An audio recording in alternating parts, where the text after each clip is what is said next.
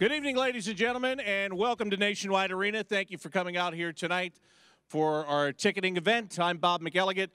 I'm the radio broadcaster for the Blue Jackets and also do a lot of stuff on BlueJackets.com, on Jackets TV, our web TV channel. So, again, thanks for coming out tonight. We hope you're having a good time. We hope you're eating well this evening.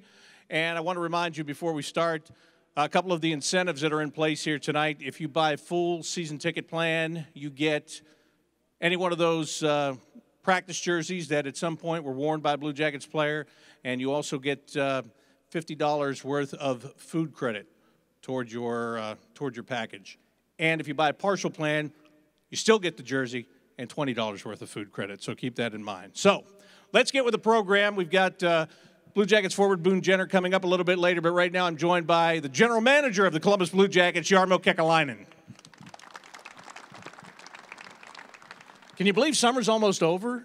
I mean, literally, school is back in session now, and it's been a very busy summer for you, hasn't it? Yeah, but too long again. That's the one thing that we want to work on every summer, make it shorter and shorter, and we're anxious to get going.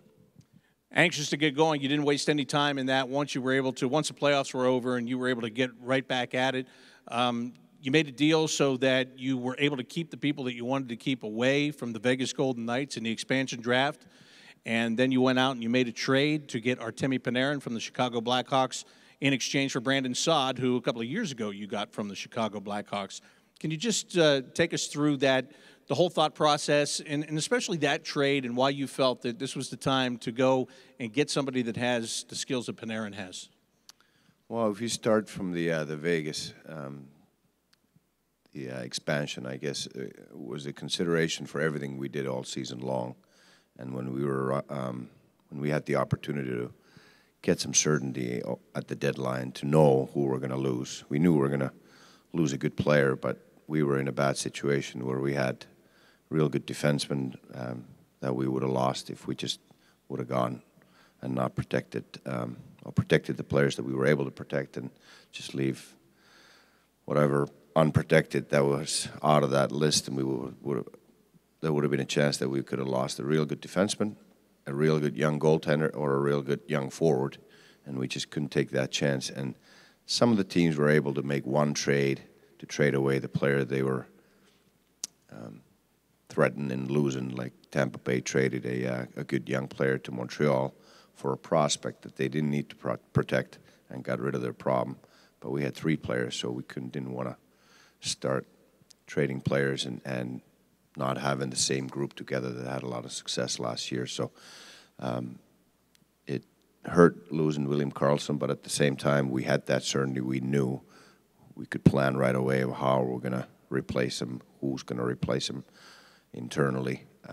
There were other reasons, too, where you had to have a certain amount of veterans that qualified for the expansion draft. They had to have a certain amount of experience to be able to qualify.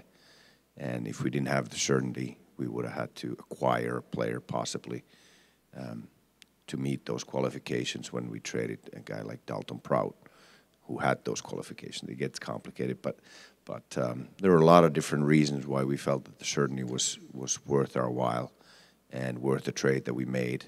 It also gave us some cap room when we were able to move David Clarkson's contract.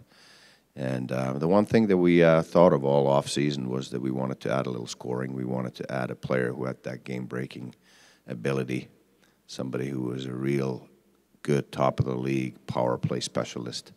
And Artemi Panarin has had 2 seasons in the NHL. Both years he had over 70 points. Both years he had over 30 goals. And he's just getting started over here.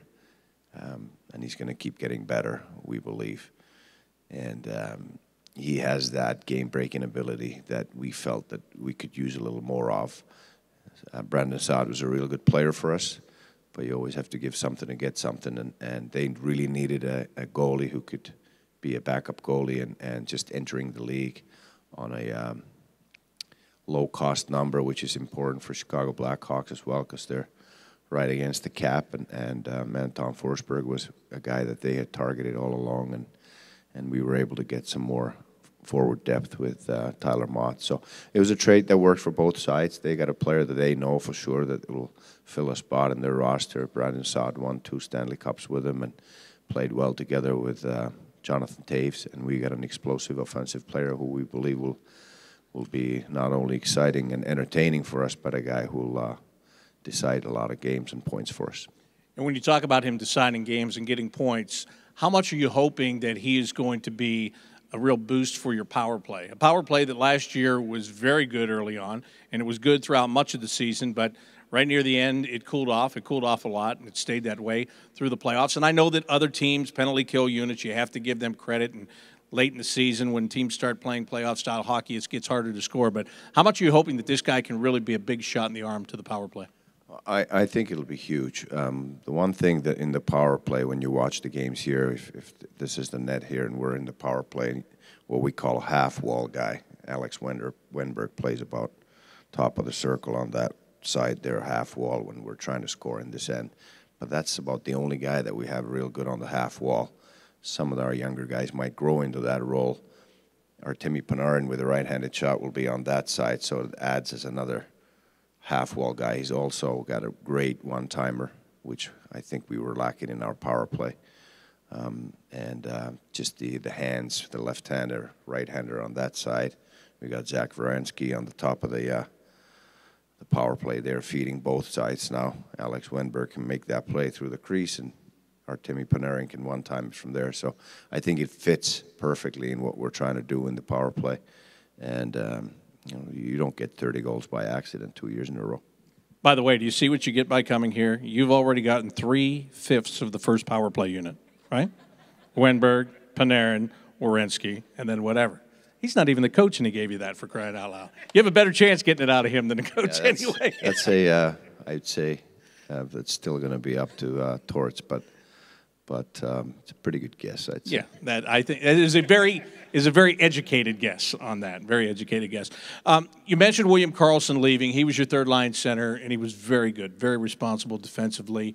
There was more upside to his offense that he started to find a little bit last year, but once he is out of the mix, that opens a spot. And I know you have a lot of different guys who you probably think might be able to handle that, hope are going to be able to handle that, but Tyler Mott is a player that you got from the Chicago Blackhawks in that deal as well. And if you just look at the big flashy player in Panarin, you can miss him. But you guys didn't miss him at all. He played with Zach Werenski at Michigan. You and your scouts saw him play a lot. What was it about Tyler Mott that you liked? Why did you want him in your organization? Well, he had a great college career, obviously, and was part of the most exciting line in college hockey in his last year there. And scored a lot. He's a fast player, quick player, energetic guy. I think he'll fit the type of hockey we play perfectly. And I just want to go back a little bit into your speculation about the third line hold. It's not necessarily the third line hold, because a guy by the name of Lucas Sedlak's just been improving steadily every year. And he was our fourth line center last year, but he might be our third line center this year coming up. And like I said, he's been improving every year. He's very driven to improve. He's had a great off season. I just saw him, talked to him this morning. He's in great shape. He's not the tallest guy in the world, but he's 207 and he's solid and in great shape. So I'm sure he's going to be driven to fill that spot. And we have Nick Foligno played probably his best season in the NHL when we had a lot of injuries and he had to fill in as a center a good number of games that year. Boone Jenner's a natural center throughout his junior career and has played center on and off a little bit in the NHL as well. Fully capable of filling that center hole. And then we have Pierre-Luc Dubois, who's played center all last year and half of the year before. We'll see if he is capable of playing center right away in the NHL. A lot of young centers start on wing because it's easier defensively, and then they kind of mature with their career and ease into the center position again. But we'll evaluate that when we get to training camp time and exhibition games. And another guy that did that is Alexander Wenberg. When he first started here, he was on the wing. He wasn't necessarily a regular centerman when he first started with the Blue Jackets.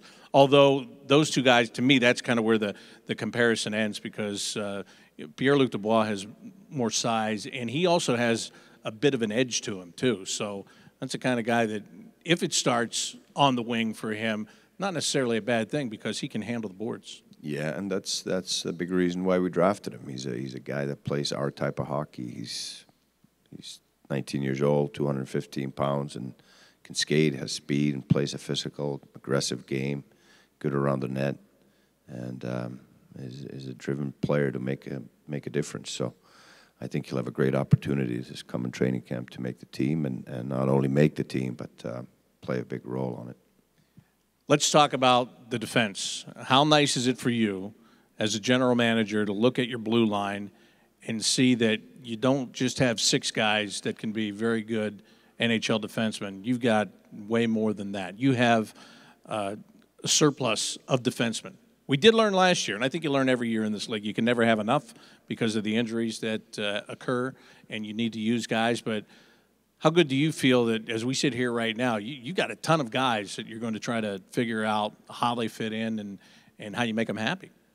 Yeah, you always, at least in my philosophy and our philosophy, we try to build from net to defense to forwards, and we have one of the best goaltenders in the league for sure, the Vezina, 2-time Vezina Trophy winner, and Sergei Bobrovsky, and we have 2 of the most exciting young defensemen in the league, in Zach Werenski and Seth Jones, who are play a tremendously big role considering their age. Zach has just turned 19, and he had 47 points in the National Hockey League's first year. And Seth's, 22? And he feels like he's played in the NHL for a long time, and he has already, but he's just not even getting close to his prime, the way he projects in our plans and the room we see for him for improvement. And they're going to play big roles, big minutes for us for many, many years to come. That's why we signed Seth for a 6-year contract last year at this time.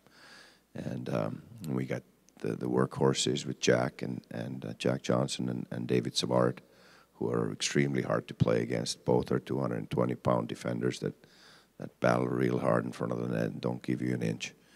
And then we have Ryan Murray, who's a great young defenseman, and played in the World Cup team for that North American Young Stars team. That was really exciting to watch. He's had some bad luck with injuries, but he's another guy who's not even close to being to his prime. He's just still a growing young defenseman. Usually you say defensemen start hitting their prime when they get to 300 games or 27, 26, 27, or all of our guys, except for Jack and Savvy, are not even close to that. And then we had Nutivara, who played pretty much all the games last year, first year in the league, who's got tremendous potential as well. And some of you that watched our playoff games, hopefully all of you, saw Gabriel Carlson just step right in and play great for us in the playoffs. He's another guy there that we have, and Scott Harrington, great soldier for us all year last year. We didn't have a lot of injuries on the blue line, so he didn't get to play early on in the year, but showed tremendous character by working, challenging everybody to keep their spots. And at the end, in the playoffs, he was in our starting 6. So just goes to prove to you that what the hard work can do. You mentioned Sergei Bobrovsky, rightfully so, one of the best, if not the best in the world right now at his position. Jonas Korpisalo is going to be here as his backup, and this will be from the beginning this year. He's been here up and down the last couple of seasons, but this is a job that he has, but still, I'm sure there's no mistaking it. He's got to work hard, and he's got to maintain that, because I would imagine that you would like him to be that guy that you can put in a little bit more and give Sergei a little bit of a break when he does need a break, and feel confident that the drop-off is going to be minimal at best. Yeah, and it's a slippery slope. You can't play your number one goaltender too much. There's a lot of back-to-backs, and it's tougher for goaltenders than it is for skaters. And if you play him too much, you risk injury, fatigue, the performance drops. But at the same time, where you want to get that level on your backup goaltender like you said, not to have a drop-off from your number one, is to have a mindset that every time he gets that opportunity to play, he's going to want to prove that I'm going to be a number one goaltender in this league, and not just be happy to get 15 or 20 or 25 games and the number one goalie plays the 55 or 60 games. We want a guy who's ambitious, hardworking, ready to challenge our number one every night that he gets an opportunity to play, to show us that he's capable of being a number one goalie in the league. And that's something that's really happened here over the course of the last couple of years, where you've had players that have had positions and other guys come in and challenge. And in some cases, they push the previous player out and they take that spot. In other cases, it's been where they both get better. And when they both get better, when everybody gets better, the team gets better. So, how much are you looking forward to seeing that again when this camp opens? The guys that are going to come and push and challenge, and, the guys that have the spots rising to the occasion to make sure that they maintain their status quo. Yeah, as you said, competition makes everybody better, and these guys are the best hockey players in the world, so they're proud professionals, and anytime any challenge arises where they see that somebody might take their job or role or ice time, it gets very competitive, and I think that we're going to have an extremely competitive camp this year, because there's going to be lots of jobs there up for grabs, and guys are sensing that there are guys that are challenging them. Guys are looking to move up. I mentioned Lucas Sedlak. Some people think he's fourth line, but he's got some other thoughts in his mind, I'm sure. And we got young players like Sonny Milano, who had a great camp last year. He's played well for us in the minors and a couple times up here. Oliver Bjorkstrand still hasn't had a full season in the NHL, and I'm 100% sure that he's approaching this year as okay. I'm going to show everybody that I belong here full time, and I'm going to be a real good player in the National Hockey League. Earlier on, you mentioned Markus Nutivaara and Gabriel Carlsson, and for Nutivaara especially, I remember vividly last summer. I think it was June, and it was like, oh, we signed this guy that was taken in the 7th round. Oh, okay. What's his name? Oh, Nutivaara. All right. Then camp comes, and he plays a preseason game. Then he plays another preseason game. And usually when you get near the end, there are guys that aren't playing preseason games. You have your regular guys, and he's playing all the way through to the very end. And then, lo and behold, makes a team, and he's playing on opening night. Gabriel Carlsson, the same thing. What a surprise to come from Europe and play for about a week or two in the American Hockey League, and then be facing the players on the Pittsburgh Penguins in the first round of the Stanley Cup playoffs. So now we know those names. Who are some guys that you could see that might be lesser-known names that might show up here and make some noise and create a chance for themselves in the next couple of weeks? Well, we signed a guy by the name of Sam Vigneault from Clarkson University. He played college hockey last year and went at the end of the year to Cleveland and played very well for us. He's a big 6'5" centerman, and we talked about that one center spot there being open for competition. He's a guy that might surprise us. He's very smart, and like I said, he's got the big reach. He knows where to go on the ice, and it's just got those instincts that usually translate to success when you go up a level. Game gets faster, but it's not just that the guys in the NHL skate faster. They think faster, and they have the instincts to play faster, and that's a lot different than just skating faster. And Vitaly Abramov is a guy that was the MVP of the Quebec League and had over 100 points in that league last year. An explosive young talent who just loves to score goals and make plays. He's a guy that everybody should keep an eye on. Still young, so we're going to be patient with him, but he's very ambitious as well, and he wants to prove to everybody that he belongs and can stay here. Time will tell, and that's our job to evaluate the players the right way and make sure that we put them in situations where they can succeed, and then at the end of camp we'll have to decide who's ready to play in the National Hockey League, and then the rest of them go either to Cleveland or back to their junior team or back to their teams in Europe. And that's all part of the development. It's not a sprint, it's a marathon. So we got to just stay patient and let them go through their steps that they need to get to the National Hockey League. All right, we'll take a couple of questions for Jarmo before he is done here tonight. If you have a question, go Go right over there to Matt, who is standing at the podium. You can go to the podium and ask your question. And Jarmo, as they go over there, I got one more for you. You just mentioned you're going to be patient with players. How much of a luxury is it that you can be patient? That with the team that you have right now, you don't feel that you have to rush guys into a position they're not necessarily ready for?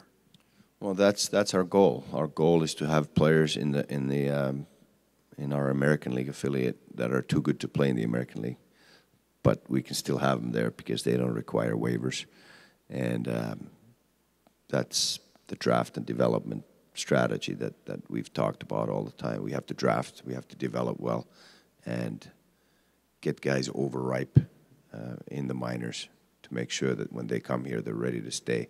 Josh Anderson's a great example. He played in the minors for a while, and then he finally made the team last year and stayed here the whole time, got 17 goals in his rookie year in the National Hockey League, all 5-on-5 goals too, no power play goals. But he paid his dues. He played in the minors for 2 years and had to take those steps. All right, let's get some questions for you. Give us your name and then your question. My name's Bob Axelrad. Talk about possible rule changes. Is there some thought of changing the rules so that when a player is badly injured, the referees will blow the whistle immediately rather than waiting for that team to gain control of the puck? Now, the backstory of this, before you answer, in case you don't know the backstory, is this happened to Zach Werenski in a playoff game. There was a puck deflected off a stick, hit him in the eye, busted him open. He's bleeding all over the ice, but the Penguins still had possession of the puck. The referee did not blow the whistle. They ended up scoring before that play was over. Later in the playoffs, guys got hit. It seemed like the whistle blew a little bit more quickly. So now I'll let you answer the question. I think it's more about the translation of the rule and the execution of the rule rather than the rule change. I think in the rules, it's always been that if a player is seriously injured, they can blow the whistle right away. Otherwise, if the other team has possession, they won't.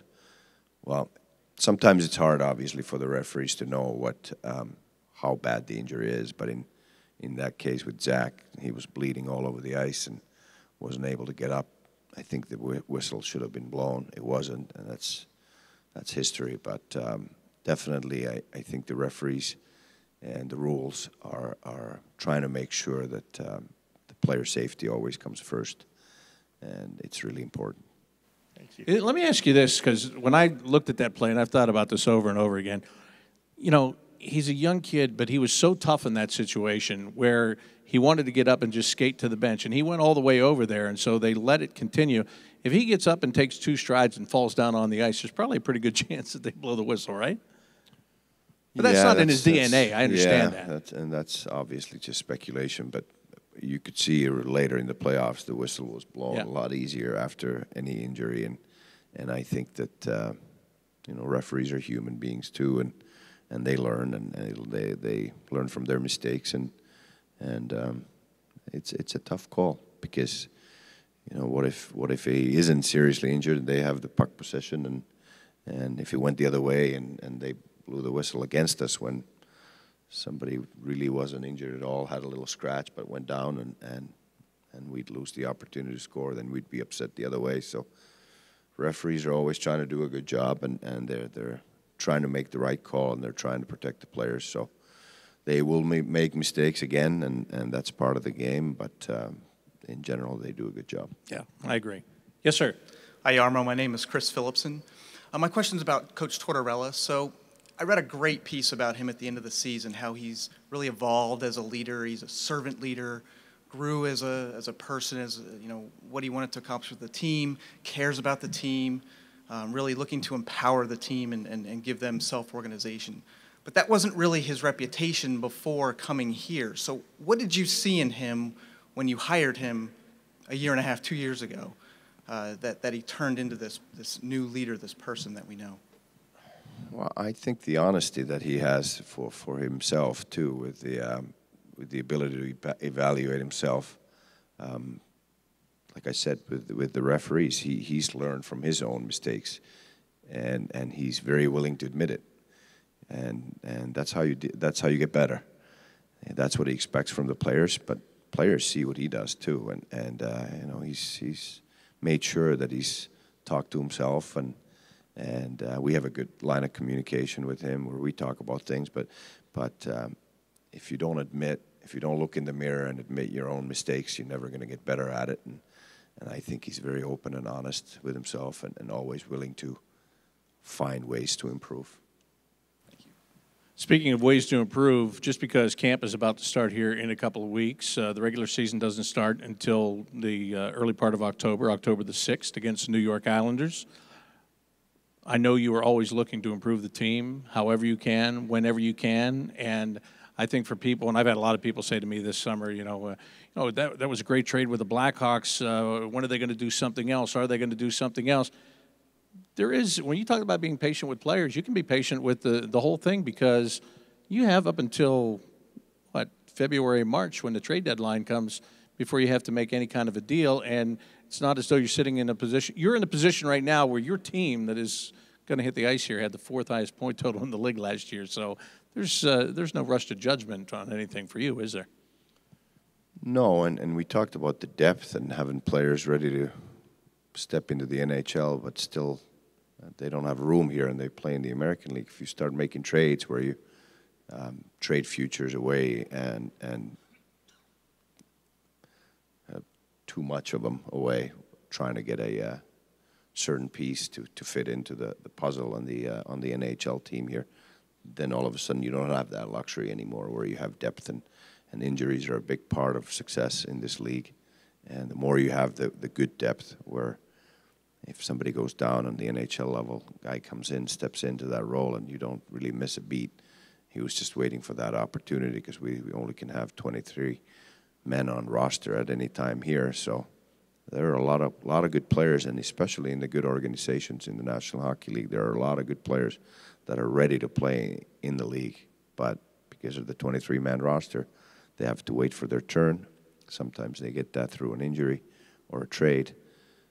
That opens up that spot, but it's part of the process. Jarmo, thank you very much for taking some time out tonight to talk with these folks. We really do appreciate it, and I know I'll be talking to you soon. All right, my pleasure. Thank you for coming. General Manager Jarmo Kekalainen joining us here tonight. Don't forget, full season ticket plan. If you do it tonight, $50 of food credit, and you get one of those practice jerseys that was worn by a Blue Jackets player. For a partial ticket plan, $20, and also you get one of those practice jerseys as well. So let's get our next guest up here and find out what he has been doing all summer. Working out is definitely #1 on the list. I know this guy. There's no question about it. Ladies and gentlemen, please welcome Blue Jackets forward Boone Jenner.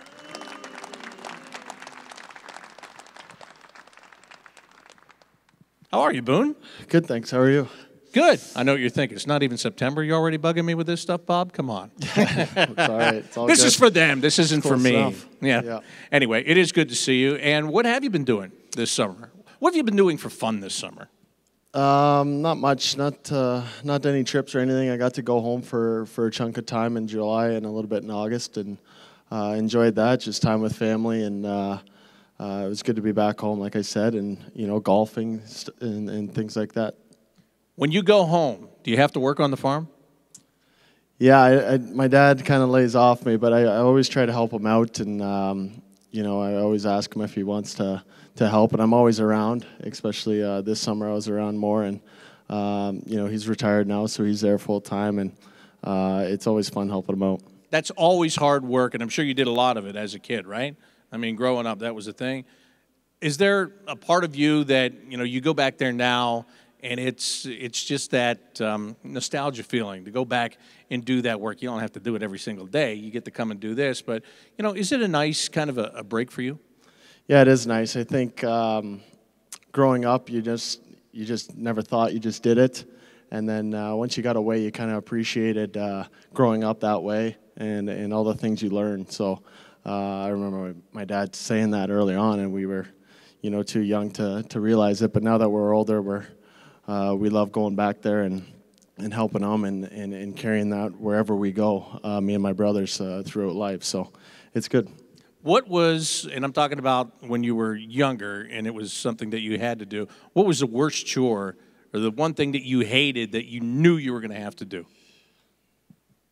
That's a tough one. I mean, I think the fences were the worst for myself. I know my brothers, they, whenever we have a newborn calf, we'd be in the back of the truck and you have to needle it and whatnot. But if they got to be a couple days old, they were pretty quick. So they did most of that work. I didn't have to do that, but they were chasing them around the fields, and they just hated it. Well, better to watch them do it than you have to do it, right? Yeah. That's what brothers are for. I was okay in the back of the truck. Yeah, just fine. So this summer, and really every summer, you spend a good bit of time here, and your home is in Canada, is in Ontario, but this is certainly a second home where you spend a lot of time. Why do you like to spend so much time here? Why don't you just run back there and stay there for long periods? What is it about being here year-round that appeals to you? Yeah, it's I don't know if it's one thing in particular, but it's just a great place to play, obviously, and also the city, a great place to live. And over the years, I've got to know a lot of people, and it definitely feels like a second home. I feel comfortable. I mean, I feel like I know it the back of my hand now. It's a lot of fun. It's great. I enjoy every minute here. So I have no problems being here. And like I said, it's a 5-hour ride home, so it's not too bad. Yeah, just far enough away that they're not going to come and see you all the time, and you can still go if you want to see them, right? Yeah, exactly. I'm in the same boat. It's 4 hours, and I'm like, no, I'm not going to go this week. Maybe next. In talking about that and saying about how, when you first got here, you obviously didn't know your way around, and now it's just second nature to you. At this time of the year when training camp is about to open and you see a lot of these young guys coming in to work out and they're in that boat, do you go out of your way to try to help them, or do you let them come to you, or how do you work that? Yeah, no, I like reaching out to them. I think that's important to make them feel comfortable. And, like I said, or like you said, we have quite a few guys in town right now, so it's great. They can all kind of experience them together. And for us, older guys, I guess, to help them out and tell them where to go, where to get their groceries or whatever they need. It makes us feel good, and it makes it easier on them to make the transition. Sometimes you get 18-year-olds or 19-year-olds, and they're still pretty young. So just to help them out, living by themselves or whatever they need. 18-year-olds, 19-year-olds, a lot of them never playing a game in this league, not even a preseason game. So they're young and they're hungry, and they're going to come in and they're going to work and they're going to do whatever they're asked to do. And now, as a veteran player, how much do you look at that, and how much does it excite you, saying that, you know what, this is why we are going to be good. This is, their excitement is going to feed off of, or we're going to feed off of that excitement, because I think that's a lot of what you guys did last year. We talked about it through the year. You had the young group that came up from Cleveland. They had won a championship. They were used to winning, and it seemed like the rest of you just kind of grabbed onto that and went with it. So as a veteran, do you kind of feel that? Yeah, for sure. I think, when I first got here, I tried to just be a sponge kind of thing, where you kind of look at the older guys and see how they, train and how they take care of themselves, and just the work they put in. And now I feel like I could be that example for them, for younger guys, just to come in and see you and see the work you're putting in and all that. And I think they soak that up. And at the same time, you're pushing each other, and I think that's huge. Like, we got so many guys here now. We're all in the gym. We're on the ice together. I think that goes a long way with pushing each other to become better and, being competitive at it. And it just makes you a better team. When you're on the ice at this time of the year, you're out there on your own. I mean, no coaches. You're out there just as players skating around. I guess my question is it at times more intense than some of those early practices will be? Because there's a fun factor, and then all of a sudden there's a competitive factor that automatically kicks in with guys. Yeah, like I said, we try to keep it competitive, because we know, you don't want to, have too much fun and walk into the first preseason game. You want to be competitive and get in those battles and kind of get ready for the season as the last couple weeks here wind down. So we try to, I guess, meteor that and, have some fun, but keep it competitive and keep the pace up and get some battles in. changes occur every year in the National Hockey League, even to the best of teams. There's still roster changes. I wanted to ask you about two in particular, and that is the big trade that sent Brandon Saad to Chicago in exchange for Artemi Panarin. But then Scott Hartnell was, he's left the organization. He's gone to Nashville now, and they decided to go with a youth movement there. But I know for you guys, he meant a lot in that dressing room, and I'm sure that to some extent his presence will still be there. Yeah, Hartsey was great for us, and like you said, I think a lot of us learned a lot from him, and we can take that with us. So it's great for him. He's going back to Nashville, and we wish him all the best. It's definitely tough losing him and Brandon. That's the first thing you kind of think about when you see a trade like that. Is you're like, geez, we're gonna miss him, and then. The bright side of it, you get to look and you get Panarin, and you hear so much about him. You play against him, so you know exactly what he can do on the ice, and we're thrilled to have him and pretty excited to meet him. I think he's coming to town here shortly, so excited to meet him and get to know him and get rolling with him. Is he one of those guys, perhaps, that you look at and you go, "Oh, thank God, I don't have to defend him anymore. Let's just let him go. He can do whatever he wants to now. I just want to watch." Yeah, he can make you look silly, I think, out there if you get watching the puck. He's highly skilled. He's got that firepower. He's a bit of a both. He's a passer and a scorer. I mean, he can shoot the puck, and he makes great plays. So he'll be exciting to watch and play with. Are you plugged in at all during the summertime? And I mean, do you? I don't want to say pay attention. I know you're always paying attention to what's going on. This is your job, but are you reading things? Are you listening to things? There's, obviously with William Karlsson gone, there's a center spot that's open. And whether it's somebody that comes in from the outside and takes that spot, a prospect in the way of a trade, who knows? But you're also a guy that's played center on this team, and your name has been thrown around there that if you have to move to the middle, so be it. You did that in junior. You're used to playing that position. Does any of that stuff factor in for you, or do you show up for camp, just go about your work, and wherever they put you, that's where you go? Yeah, it's definitely in the back of your mind. You want to be prepared for it if that opportunity comes, or you get thrown in that kind of position. You don't want to be so you got to be thinking about it. I think you think about any position that might come your way. So I think I try to prepare myself that way, and obviously just. If it's face-offs or whatever, you got to be doing them at the end of practice and that kind of thing, just to, stick with it. All right, so face-offs is the obvious thing that's a difference between the winger and the centerman. But explain, what are some of the other the differences and some of the more important differences in the way that you play the two positions? Is it harder to go from center to wing or from wing to center? Ooh. Maybe it depends on the competition. Yeah, it depends, but it's more responsibility in the D zone. I think as a centerman, you're always around the puck, or as a winger, you're kind of got your area.